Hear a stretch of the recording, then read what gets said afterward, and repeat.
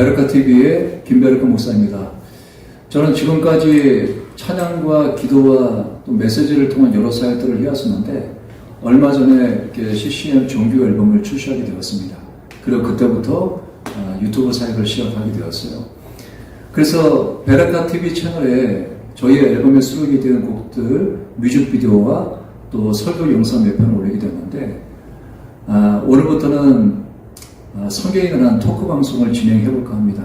자, 어떤 내용이냐면 우리가 성경을 보게 될 때 어떤 것은 쉽게 이해할 수 있지만 어떤 경우에 있어서는 우리가 납득이 잘 되지 않고 이해가 되지 않는 구절들이 있는데 일반적으로 교회에서 설교를 통해서 충분히 해답을 얻기는 어렵습니다. 왜냐하면 일반적으로 목회자들이 일주일에 여러 편의 설교를 하지만 대부분은 설교자 입장에서 하는 설교이지 성도들 입장에서 궁금해하는 것에 초점을 둔 그런 설교는 아니기 때문입니다.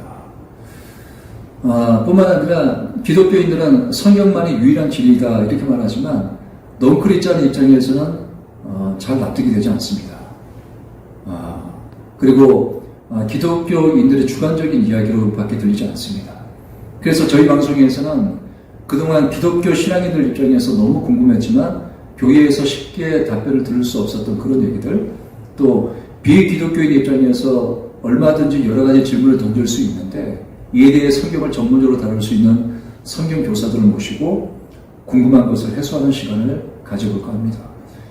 자, 오늘은 첫 시간인데 성경의 역사성에 관한 이야기를 해보려고 해요.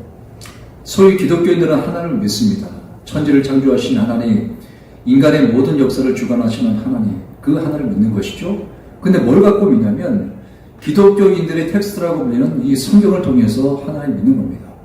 성경에서 말씀하는 말을 절대적으로 믿고 또 기독교의 입장을 변론할 때도 그 성경에 기록되어 있는 말씀을 근거로 해서 변론을 합니다.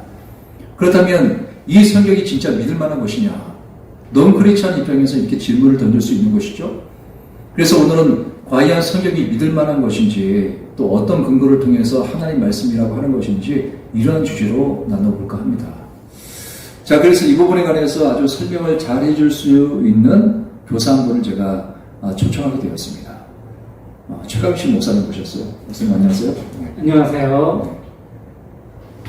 좀 소개를 좀 부탁드릴게요. 예, 저는 최광식 목사입니다. 지금은 해방교회에서 중고등부를 맡아서 지금 사역을 하고 있고요. 이전에는 모스크바에서 한 5년간 선교 활동을 하다가 그 외에는 여러 신앙서적을 번역하면서 문서 사역도 좀 했습니다. 그리고 최근에는 혼자 수도 쉽게 읽는 성경 길잡이라는 책을 펴내고 또 이 책에 있는 내용을 기초로 해서 성경을 창세기부터 요한계시록까지 성경 강의하는 이런 사역을 주로 지금 하고 있습니다. 책을 내셨군요. 예. 이게 언제 출판이 된 거죠? 작년 말에 이 책을 출판하게 되었습니다. 목사님, 저는 이 책을 읽어봤잖아요. 예. 저는 어떤 내용인지 아는데 또 이 영상을 접하는 시청자들 입장에서 궁금할 수 있으니까 아주 간략하게 한번 소개 부탁드릴까요? 예. 여러분 성경 많이 읽으시는데 저도 사실 교회 다니면서 성경을 많이 읽었거든요. 아우, 대단하시네요. 근데 성경을 읽을 때마다 드는 생각이 참 어렵다는 거예요. 이해가 안 되는 부분이 너무 많고 때로는 그래서 읽으면서 졸기도 많이 했고 그래서 혼자 생각하기를 어떻게 하면 좀 더 성경을 쉽게 읽을 수 있을까? 성경을 좀 더 재미있게 읽고 좀 더 잘 이해할 수 있을까? 그런 방법이 없을까에 대해서 생각을 하다가 이것에 대한 해결책을 찾는 그 과정에서 그때 고민했던 내용들, 그때 공부했던 내용들을 정리해서 책으로 낸 게 바로 혼자서도 쉽게 읽는 성경 길잡이입니다. 그래요. 목사님, 오늘이 첫 방송인데 방송을 시작하면서 첫 번째 게스트로 목사님을 초청한 이유가 있습니다. 제가 이 책을 먼저 읽어봤잖아요. 읽으면서 뭘 느꼈냐면 일반적으로 성경을 다루는 교수나 목회자들이 책을 쓸 때는 보면 보통은 저자가 쓰고 싶어하는 내용을 쓰거든요, 목사님. 그러다 보니까 이제 어떤 책들은 저자의 만족은 채워질지 몰라도 책을 읽는 독자 입장에서는 전혀 공감이 되지 않는 그런 많은 책들이 있어요. 근데 목사님 책을 보면서 이 책은 저자의 입장이 아니라 진리를 찾고 알고 싶어하는 구도자의 입장에서 그들이 묻고 싶은 것에 대한 답을 주었다. 이런 생각이 좀 들었어요. 예. 그래서 처음 방송을 하면서 이 방송에서 다루고자 하는 주제에 가장 적합한 분이 아닐까 이렇게 생각을 했습니다, 목사님. 아이고, 감사합니다. 제가 앞서 소개했지만 목사님 오늘 방송 주제가 성경의 역사성이에요. 예. 그래서 이제 그에 대해서 질문을 좀 드리고 답변을 얻고 싶은데 예. 우선 기독교는 하나님 믿는 종교잖아요. 그렇죠. 네. 그래서 기독교 신앙이라고 한다면 우선 하나님 믿는다 이 전제에서부터 시작이 되거든요. 예. 그죠? 근데 목사님 안 믿어져요. 그렇죠. 안 믿어지죠. 뭐 이건 제 얘기가 아니라 예. 넌 크리스찬 입장에서 충분히 던질 수 있는 질문이죠. 예, 맞습니다. 그리고 교회를 오래 다녀도 종교 생활을 하지만 그래도 믿지 못하는 많은 사람들이 있거든요. 예. 네. 사실 저도 어릴 때부터 교회에 나갔지만 하나님이 정말 안 믿어졌어요. 네. 그래서 왜 나는 이렇게 하나님이 안 믿어지지? 어떻게 하면 하나님을 믿을 수 있을까? 그런 고민을 상당히 많이 했던 것 같아요. 네. 그때 고민을 하면서 제 문제가 뭐였나 이렇게 곰곰이 생각을 해보면서 저는 믿음을 어떤 하나님을 어떤 신비적으로 체험을 하거나 또 어떤 초월적인 그런 경험을 하는 것을 믿음이라고 생각을 했던 거예요. 많은 사람들이 그렇게 생각해요. 네. 그런데 어느 순간 이런 제 생각을 좀 바꿔보게 됐어요. 근데 이렇게 바꾸게 된 계기가 뭐였냐면은 사람과 사람이 만나서 서로 믿고 신뢰하게 되는 관계로 들어가는 그것을 한번 생각을 해보게 됐습니다. 네네. 우리가 어떤 사람을 처음 만났을 때, 처음 만난 순간부터 사람을 믿을 수 있는 건 아니잖아요. 아, 그렇죠? 그럼요. 맞아요. 네. 근데 그 사람의 상대방에 대한 이런 믿음, 상대방에 대한 신뢰를 갖기까지는 상대방에 대해서 상대방을 처음에 만나고 그 사람에 대해서 알아나가면서 그 사람을 알아나가면서 신뢰하게 되는 이런 과정이 일련의 믿음의 과정, 신뢰의 과정이 필요하다는 것을 좀 주목을 하게 됐던 것 같아요. 사실 겪어봐야 하는 거니까. 예.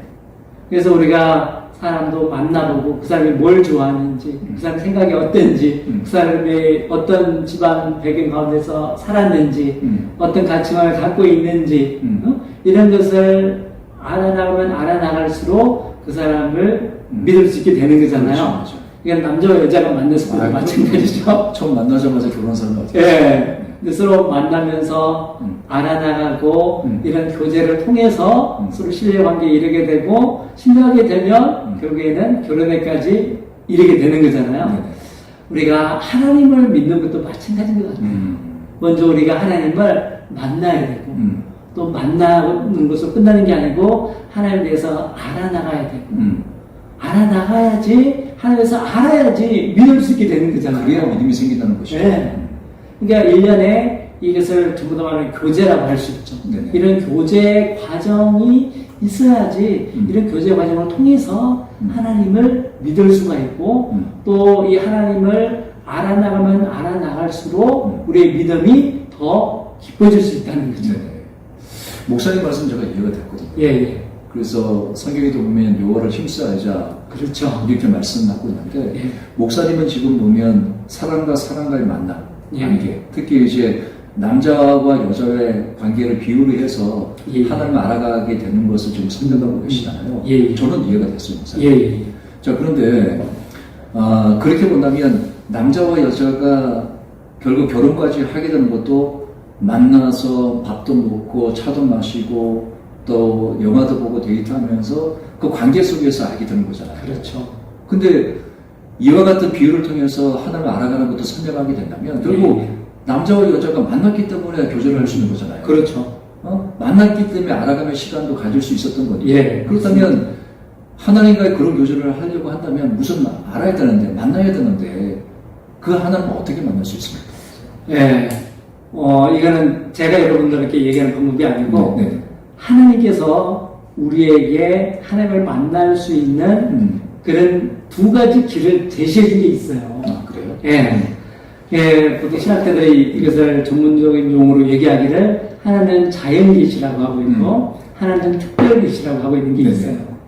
이 자연계시는 뭐냐면은 우리가 이 우주 만물을 하나님께서 만드셨다고 믿고 네. 있잖아요. 그렇게 생각을 하고 있죠. 또 성경도 그렇게 네네. 얘기하고 있고 그러니까 우리가 이 하나님께서 만드신 이 우주 만물을 통해서 우리가 하나님을 만날 수 있다는 거예요. 이것은 여러분들 어떻게 좀 생각을 하면은 이것이 쉽게 이해가 될 수 있냐면은 우리가 어떤 화가를 만나거나 어떤 작가를 만나는 것은 쉽지가 않죠. 그렇죠. 근데 우리가 화가나 작가를 무엇을 통해서 만납니까? 작품을 통해서 만나죠. 그 사람들의 작품을 통해서 만나잖아요. 그 사람들이 그린 그림이나 네네. 그 사람들이 쓴 책을 통해서 우리가 화가를 만나고 작가를 만날 수가 있죠. 네, 작품을 통해서 작가들의 세계관을 알 수 있는 거죠. 그렇죠.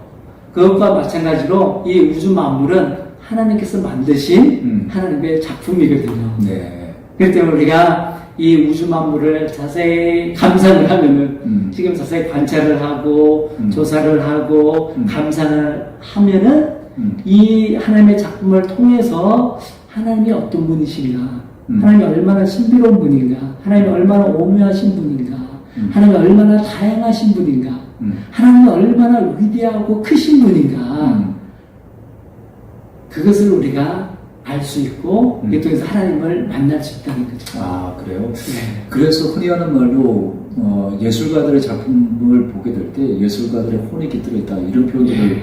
보통 하는 것을 제가 듣게 되었는데 그렇죠. 목사님 말씀은 천지 만물이 하나님께서 만드신 창조물이기 때문에 예. 이런 만물을 보게 될 때 만물 가운데 하나님을 알만한 것들 그렇죠. 그 심성이 담겨있다 이런 예. 말씀인 것이죠. 그렇죠. 목사님. 바로 그런 말씀하신 게 이제 로마서에 기록이 되어 있는 그런 말씀인데요. 우리가 로마서에서 사도 바울이 이렇게 얘기를 하고 있잖아요. 네. 이 우주 만물 속에는 신의 성품이 네네. 예, 담겨 있다고 얘기를 하고 있죠. 그럼 목사님, 그럼 일반적으로 사람들이 전도를 받지 않아도 그냥 자연 만물을 이렇게 보다가 하나님을 알게 되고 믿게 되는 일들이 일어날 수 있다고 보거든요. 그럼요. 그렇죠. 실제로 일어나기도 하죠. 근데 그런 일이 그렇게 많지는 않을 것 같은데. 네, 그렇게 흔하지는 않죠. 왜냐하면은 우리가 뭐 가을에 있는 아주 아름다운 단풍을 보면은 우리가 그 아름다움에 빠져들게 되잖아요, 그죠? 네. 그리고 그것이 얼마나 아름답고 색깔이 얼마나 신비로운지 그래서 이것을 만드신 하나님이 어떤 분인가 이런 관심을 갖게 되죠. 실제로 제가 그런 얘기 들어본 적이 있습니다. 예. 어떤 거냐면 예전에 들었던 얘기인데 우주를 연구하는 과학자들이 다른 분야에 있는 사람들보다도 예수 믿게 되는 그 비율이 훨씬 예. 높다는 거예요. 그 이유가 뭐냐면 우주를 연구하다가 측량할 수 없는 그 우주의 사이즈를 보면서 신비한 걸 느끼게 되고요. 그러면서 하나님의 위대하심과 광대하심을 깨닫고 그래서 무신론자였다가 기독교를 개종하는 그런 과학자들이 굉장히 많이 있다는 걸 듣게 되는데 이런 경우가 자연계시를 통해서 믿었다 그런 케이스로 볼 수 있겠네요. 그렇죠. 그렇게 말씀하실 수가 있죠. 그런데 이제 한 가지 제가 설명을 드리고자 하면 이 자연계시를 통해서 우리가 하나님을 믿을 수가 있고 또 하나님을 알 수 있지만 이 자연계시만의 한계가 있다는 거예요. 이 자연계시를 통해서 아까 제가 믿음에 대해서 설명할 때 믿음은 관계를 통해서 이루어진다고 했잖아요. 사람과의 교제를 통해서 그 사람에서 알게 되고 이런 알게 되면 알게 될수록 더 깊은 신뢰의 관계, 믿음의 관계로 들어갈 수 있다고 얘기했는데 우리가 자연계시로만은 이런 깊은 교제와 관계로 들어가기가 쉽지 않거든요. 그럼 그 한계를 뛰어넘을 수 있는 게 뭐죠? 그게 바로 아까 특별 계시라고 얘기한 성경이죠. 아, 그래요? 예. 우리가 성경을 왜 읽어야 되느냐? 우리가 성경을 통해서만 우리가 하나님이 우리의 아버지가 된다는 걸 알 수 있어요. 그래요? 예. 근데 이런 사람들이 있을 수 있잖아요. 자연 계시를 통해서 하나님을 알았어요. 예. 자연 만물을 보면서 야 신비롭다 하나님 계시는구나 그렇게 해서 믿게 되는데 그 다음부터는 다른 것은 필요하지 않아. 난 자연 계시만으로도 충분해. 그래서 하나님께 직통 계시를 받는다. 이런 사람들이 있을 수 있잖아요. 그래서. 네. 우리가 직통 계시가 있을 수 있죠. 충분히 있을 수가 있습니다. 그러나 이 직통 계시도 그 직통 계시의 내용이 반드시 성경에 부합이 되는지 우리가 그걸 한번 체크해 볼 필요가 있는 것 같아요. 네네. 왜냐하면 성경에 부합이 되지 않는 내용을 이 성경을 기록한 하나님께서 주실 리는 없거든요. 아, 그래요? 예. 그러면 그 얘기는 이 성경이 판단할 수 있는 진짜인지 가짜인지 판단할 수 있는 기준이 된다는 얘기잖아요. 그렇죠. 예. 그래서 우리가 성경을 캐논이라고 얘기하잖아요. 근데 저도 목사지만 그래서 우리는 인정을 해요. 예. 당연히 목사하고 우리는 믿음을 갖고 있으니까 이 성경이 캐논이라는 것을 우리는 인정하는데 넌 크리스찬 입장에서는 이런 질문을 할 수 있잖아요. 어떻게 믿을 수 있냐? 성경이 하나님의 말씀인 것을 무엇을 근거로 해서 믿을 수 있는 것이냐? 이렇게 물을 수 있는 거잖아요. 예. 실제로 넌 크리스찬들은 성경을 가리켜서 꾸며낸 허구의 이야기다. 이렇게 말하고 성경 자체를 믿지 않습니다. 예, 맞습니다. 우리가 아까 제가 말씀드렸듯이 성경을 믿기가 참 쉽지 않다는 거죠. 보통 사람들이. 저도 사실 개인적으로 성경을 굉장히 믿기가 힘들었어요. 그래서 그렇죠. 예, 제가 처음 성경을 접하게 된 것도 초등학교 4학년 때 도서관에서 구약 이야기라는 책을 빌려서 읽게 되었어요. 네. 그게 보면은 사람이 900년 이상 사는 그런 내용들이 기록되어 있잖아요. 여러분들 하겠어요. 예, 여러분들 믿을 수 있겠어요? 저는 정말 믿을 수 없었어요. 근데 그것을 보면서 무슨 생각을 했느냐면, 아, 성경은 꾸며낸 이야기구나. 신화와 전설과 같이 누군가가 만들어낸 허구의 일을 기록해놓은 책이구나. 이렇게 생각을 했더고요. 그러니까 성경이 꾸며낸 이야기니까 안 믿기는 거죠. 믿기 힘든 거죠. 아무리 이성적으로 받아들이려고 해도 안 되는 거예요. 근데 그래서 저도 교회 다닌 이후에도 성경에 대한 그런 선입관이 있었기 때문에 하나님의 말씀을 있는 그대로의 사실로 받아들이기가 굉장히 힘들었어요. 근데 그러다가 제가 어떤 분으로부터 성경이 역사책이라는 얘기를 듣게 됐어요. 그래서 보통 역사책이라고 하면은 역사책은 꾸미는 이야기를 기록한 책이 아니고 역사적인 사건, 역사적인 사실을 배경으로 기록된 책을 우리가 역사책이라고 얘기하잖아요. 예, 팩트죠. 근데 성경의 역사책이라고 하면 성경에 기록되어 있는 모든 내용이 이런 역사적인 사건, 역사적인 사실을 배경으로 기록을 했다는 거예요. 자, 그럼 여러분들 한번 생각해 볼까요? 성경에 어떤 내용들이 기록되어 있어요? 성경에 우리가 있다 보면 천지 창조의 이야기, 뭐 에덴 동산에 대한 이야기, 또 홍수 이야기, 홍해가 갈라지는 이야기, 이런 이야기들 많은 얘기들이 있죠. 예, 여러분들 믿을 수 있겠습니까? 여러분들 여기서 역사적인 사실로 받아들이기가 쉬우세요? 보통 믿기가 쉽지 않겠죠. 그렇죠. 참 믿기가 쉽지가 않죠. 목사님 말씀은 그래서 성경의 이야기가 허구가 아니라 실제 역사를 통해서 알 수 있는 만한 실제적인 사건이다. 이 말씀인 거죠, 그죠? 예, 그렇죠. 그렇다면 만약에 성경의 이야기가 일반 사람들이 생각했던 것처럼 허구가 아니라 실제적인 사건이다. 이것이 만약에 객관적인 어떤 자료를 통해서 증명이 되어진다면 넌 크리스찬 입장에서 전도를 받아들이는 것이 좀 더 쉬운 문제일 수 있을 것 같아요. 예, 맞습니다. 그렇다면 성경의 이야기가 실제적인 사건이다. 이것을 넌 크리스찬 입장에서 납득할 수 있을 만한 그런 어떤 근거나 증거가 있을까요, 목사님? 예, 우리가 성경을 깊이 연구하다 보면은 그런 근거들을 많이 발견할 수 있고요. 또 특히 요즘은 과학이 발달하고 고고학이 발달하다 보니까 과학적으로도 입증되는 경우가 많고 고고학적인 그런 발굴 자료를 통해서도 이 성경의 기록이 역사적인 사실이라는 그것이 증명되는 경우가 많이 늘어나고 있습니다. 예, 우리가 간단하게 살펴보면은 사실 우리가 에덴 동산에 대해서도 아까 잠깐 말씀을 드렸는데 이 에덴 동산이 성경에 기록되어 있잖아요. 성경에 기록되어 있다면은 이 에덴 동산도 실제 이 지구상에 존재했던 그런 동산이라는 게 분명하거든요. 아, 그래요? 그럼 우리가 그것을 무엇을 통해서 그 근거를 찾을 수 있는가? 우리가 성경을 자세히 보면은 에덴 동산에서 네 강이 발원해서 흘러가고 있다고 기록을 하고 있는데요. 그 네 강의 이름을 보면은 우리가 어느 정도 그 근거를 찾아볼 수가 있습니다. 에덴에서 흘러가는 네 강 중에서 첫 번째 강과 두 번째 강의 이름은 우리가 잘 모르는 강입니다. 그런데 세 번째 강과 네 번째 강은 우리가 익히 잘 알고 있는 강들이에요. 예. 세 번째 강의 이름은 뭐라고 기록이 되어 있냐면은 히땡엘 강이라고 성경은 기록을 하고 있는데 이 히땡엘 강은 우리가 티그리스 강이라고 알고 있는 이 강의 옛 지명이에요. 예.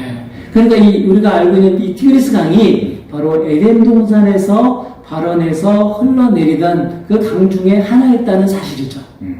그 다음에 성경에는 네 번째 강의 이름이 유브라데라고 표현하고 있거든요. 이 유브라데 강은 여러분도 짐작할 수 있겠지만 바로 우리가 오늘날 유프라테스 강이라고 알고 있는 그 강이에요. 아, 그래요? 예. 근데 실제로 에덴 동산의 위치가 정확히 어디다고 우리가 꼭 집어서는 얘기할 수 없지만 우리가 티그리스 강과 유프라테스 강이 에덴 동산에서 흘러내리던 그런 강들이었기 때문에 대략적으로 이 에덴 동산이 어디 위치에 있는지 알 수가 있죠. 대략적으로 추정해 볼 수 있다는 얘기죠. 그렇죠. 그래서 목사님 말씀은 에덴이라고 하는 것이 어떤 허구적인 장소 이런 것이 아니라 실제로 존재했던 장소였다. 이 그렇죠. 말씀이죠. 예. 또 한 가지 더 근거를 말씀드리자면 이 창세기 2장에 그 에덴 동산에서 발원해서 흐르는 두 번째 강의 이름을 기온이라고 표현하고 있습니다. 네. 근데 기온강은 우리가 잘 모르죠. 네. 그런데 생소한 강 이름입니다. 그런데 이 기온강이 흘러가고 있는 지역으로 표현한 구스라는 지명은 우리가 잘 알고 있는 땅이에요. 이 구스라는 지명은 성경을 좀 더 읽어가다 보면은 모세가 구스 여인과 재혼을 했다는 기록도 있고요. 네. 또 이사야서에 보면은 이사야서에서도 이 구스라는 지명이 언급이 되고 있습니다. 이 구스라는 지명은 오늘날 이집트 밑에 있는 에티오피아를 구스 땅이라고 얘기하고 있는 거죠. 그래요. 목사님 말씀을 들어보니까 궁금한 게 생겼어요. 예, 예.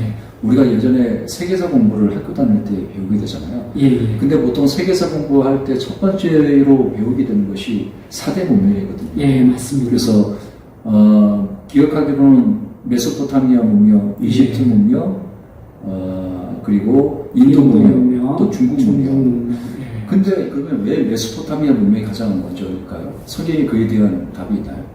예, 우리가 성경을 읽다 보면은 우리 인류 문명 중에서 메소포타미아 문명이 왜 가장 먼저 발달할 수밖에 없었는지 그에 대한 근거를 좀 찾아볼 수가 있습니다. 예, 지금부터 제가 잠깐 설명을 드리자면요.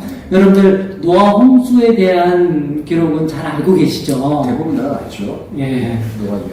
예, 물론 노아 홍수에 대한 이야기를 어떤 역사적인 사실로 믿지 않는 사람도 있을 수가 있는데 우리가 성경을 보면은 아담과 하와로부터 시작된 우리 인류가 점점 이제 번성해 나가기 시작하는데 인류가 번성해 나가면서 인간의 짓는 죄도 점점 번창해 나가는 것을 볼 수가 있습니다.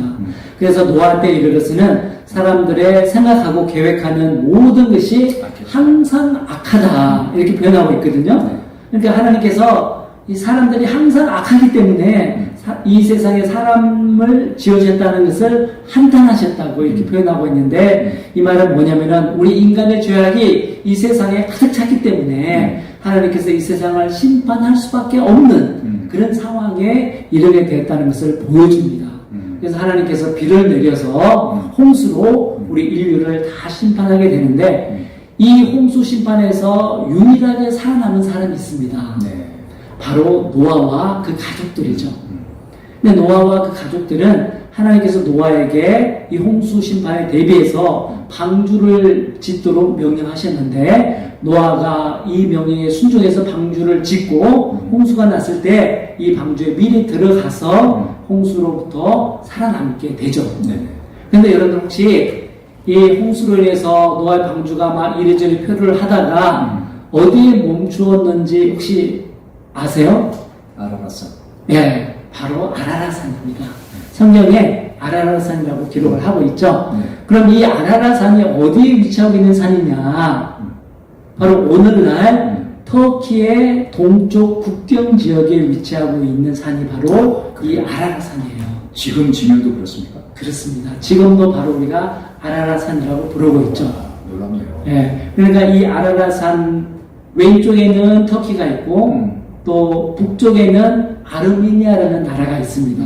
그 옆에는 아제르바이잔이라는 나라가 있죠. 아, 그래요? 예. 아까 제 소개할 때 제가 러시아 선교사로 갔다 왔다고 얘기했잖아요. 예, 제가 러시아에서 선교사로 활동할 때 이 아르메니아에서 러시아로 유학 온 학생을 만난 적이 있어요. 아, 그래요? 예. 근데 그 학생을 통해서 들은 얘기인데 이 아르메니아 사람들은 아직도 이 아라라산을 아르메니아 민족의 기원이 된 그 민족의 성산으로 생각하고 있다는 거예요. 그렇게 여길 수밖에 없겠네요. 예. 그래서 지금도 보면은 이 아라라산 주변에 있는 모든 국가들이 다 이슬람 국가들이에요. 터키도 이슬람 국가죠. 아제르바이잔도 음. 이슬람 국가죠. 그렇죠. 근데 유일하게 아르메니아는 지금도 기독교 국가예요. 와, 대박이네요. 진짜. 네. 왜? 자기들의 민족이 이 노아로부터 파생된 그 노아의 후손이라고 믿고 있기 때문이에요. 심판 이후에 인류가 처음 시작이 되었던 곳이 그곳이잖아요. 그렇죠. 와, 그럼 그 사람들은 굉장한 긍지를 갖고 있겠는데요. 예, 맞습니다. 그래서 이 노아와 그 가족들이 이 아라라산에서 멈춘 그 방주로부터 나와서 생활을 시작했을 거 아니에요? 그렇겠죠. 거기서부터 이제 자손들이 번창해 나가기 그렇겠죠. 시작을 했겠죠. 근데 자손들이 번창해 나가면서 이동한 곳이 어디냐? 바로 아까 설명드렸던 메소포타미아 지역이라는 거예요. 아, 여러분들 지도를 한번 보세요. 이 아라라산의 위치를 한번 보시고 메소포타미아 지역이 어디 있는지 한번 보세요. 네. 아라라산 바로 밑에 있는 지역이 바로 메소포타미아 지역입니다. 시청자들이 지금 열심히 지도를 찾아보고 있을 것 같은데. 예, 꼭 지도를 한번 보시기 바랍니다. 그렇기 때문에 노아 후손으로부터 인류가 다시 시작이 됐기 때문에 이 메소포타미아 문명이 가장 먼저 발전할 수밖에 없다는 거죠. 그렇겠네요. 예. 그래서 목사님 말씀은 성경에서 말하는 사건이 허구의 이야기가 아니라 실제적인 사건이고 또 실제 세계사를 통해서 확인할 수 있는 사건이면서 또 실제 장소였다 이 말씀인 거죠, 그렇죠? 예, 그렇습니다. 목사님 말씀 들으니까 성경의 내용이 훨씬 더 현실감 있게 느껴지는 것 같아요. 마치 성경이 객관적으로 증명이 되는 듯한 그런 느낌 같습니다. 자, 목사님 설명을 좀 더 듣고 싶은데 오늘은 여기까지 해야 될 것 같아요. 네. 우리 시청자분들이 오랫동안 시청하기는 어렵거든요. 네. 근데 몇 번 더 초대해서 설명을 듣고 싶은데 괜찮으세요, 목사님? 예, 괜찮습니다. 네. 자, 오늘 최강식 목사님 모시고 성경의 역사성에 관한 이야기를 듣게 되었습니다. 기독교 신앙인들은 성경을 당연히 하나님 말씀이라고 여기고 성경을 통해서 하나님을 믿게 되는데, 자, 그런데 넌 크리스찬 입장에서는 성경의 내용을 믿지 않는 것이죠. 그리고 무엇을 근거로 해서 하나님 말씀이라고 하는 것이냐, 그리고 성경을 허구라고 생각하는 분들이 많이 있는데, 이에 대해 최강식 목사님이 우리가 인정할 수밖에 없는 세계사화의 대적을 통해서 객관적으로 증명을 해주었습니다. 자, 오늘은 여기까지 하고 다음에 또 우리 목사님 모시고 토크를 진행해 보도록 하겠습니다. 여러분 감사합니다. 감사합니다.